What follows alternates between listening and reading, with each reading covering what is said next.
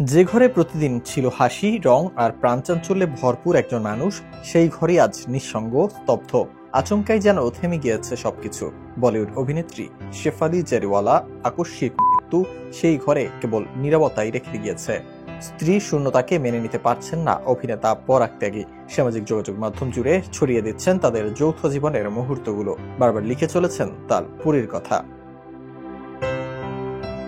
গত ২৭ জুন শারীরিকভাবে অসুস্থ হয়ে পড়ায় শেফালিকে দ্রুত নিয়ে যাওয়া হয় মুম্বাইয়ের কুপার হাসপাতালে, কিন্তু কিছুই করা যায়নি। চিকিৎসকরা তাকে মৃত ঘোষণা করেন।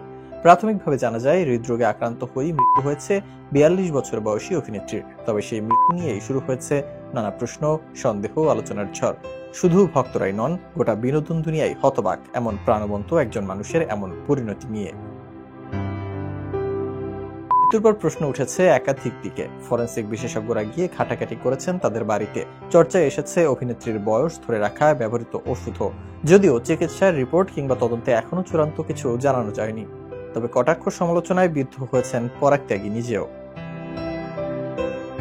এই কঠিন সময়েও পরাগ নিজের ভালোবাসার মানুষটির স্মৃতি আঁকড়ে ধরে রেখেছেন। পরাগ এক পোস্টে লিখেছেন, শেফালি কেবল একজন ভালো অভিনেত্রী ছিলেন না, বরং শিশুদের প্রতি ছিল তার অসীম ভালোবাসা। তিনি জানান, জীবনের প্রতিটি চরিত্রে পড়েছিল শ্রেষ্ঠ, শুধু ভালোবাসা আর আনন্দই দিয়ে গিয়েছে।